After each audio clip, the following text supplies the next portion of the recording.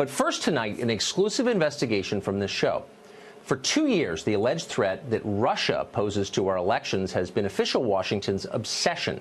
The usual business of government has come to a halt as Democrats and their allies in the press fret that Russian agents may be interfering with our democracy. The root of these fears: a handful of Russian ads on Facebook that almost nobody saw, and a small number of efforts to hack Democratic Party email accounts. Now, let's assume that all these deeply worried people are sincere, that they really care about the integrity of our democracy. Then why has almost nobody said anything about the tech monopolies that now dominate the exchange of information in this country? If a few dozen Facebook ads are enough to subvert an election, shouldn't we be worried about Facebook itself, which controls literally billions of ads? A couple of times on this show, social scientist Robert Epstein has pointed out that Google alone could determine the outcome of almost any American election just by altering its search suggestions.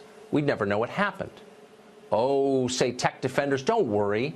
These are businesses. They exist to make money, not to push political agendas. Well, it turns out that's not true, and we can prove it. An email obtained exclusively by this show reveals that a senior Google employee deployed the company's resources to increase voter turnout in ways she believed would help the Clinton campaign win in the last election. The email we obtained came from a woman named Eliana Murillo, the former head of Google's multicultural marketing department.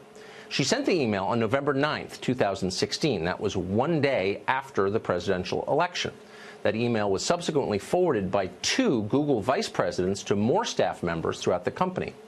In her email, Murillo touts Google's multifaceted efforts to boost Hispanic turnout in the election.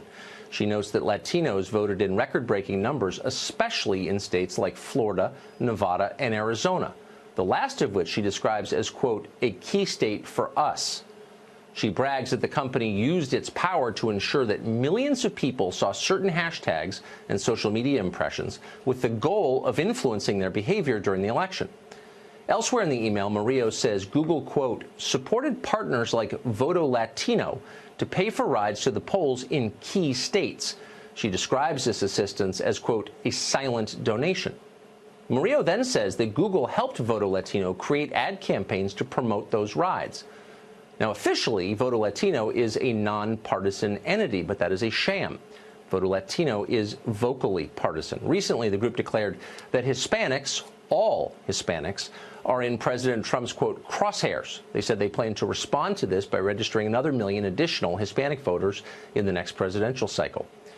Voto Latino is a group with clear political goals, goals that Google supported in 2016. We asked both Google and Voto Latino for clarification. What exactly did Murillo mean by a silent donation?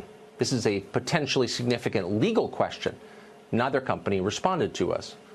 At the end of her email, Murillo makes it clear that Google was working to get Hillary Clinton elected. This wasn't a get-out-the-vote effort, whatever they say. It was not aimed at all potential voters. It wasn't even aimed at a balanced cross-section of subgroups. Google didn't try to get out the vote among, say, Christian Arabs in Michigan or Persian Jews in Los Angeles. They sometimes vote Republican.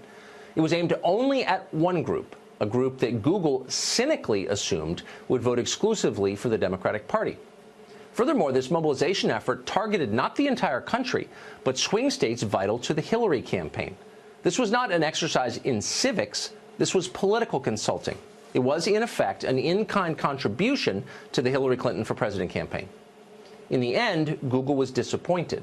As Murillo herself conceded, quote, ultimately, after all was said and done, the Latino community did come out to vote and completely surprised us. We never anticipated that 29% of Latinos would vote for Trump. No one did. If you see a Latino Googler in the office, please give them a smile. They are probably hurting right now. You can rest assured that the Latinos of these blue states need your thoughts and prayers for them and their families. I had planned a vacation and thought I would be taking the time to celebrate. Now it will be time to reflect on how to continue to support my community through these difficult times, end quote. Nobody at the DNC was more upset by the results than Murillo. Google tried to get Hillary elected. They failed this time. We reached out to Google. The company did not deny that the email was real or that it showed a clear political preference. Their only defense was that the activities it described were either nonpartisan or weren't taken officially by the company. But of course, they were both. Plenty of people in Google knew what was going on, and we've seen no evidence that anyone at Google disapproved of it or tried to rein it in. 2 years later, Google is more powerful than it's ever been, and the left has increasingly become radical in what it is willing to do to regain political power. What could Google be doing this election cycle to support its preferred candidates? What could they do in 2020? It is a question almost nobody in Washington seems interested in even asking. They ought to be interested.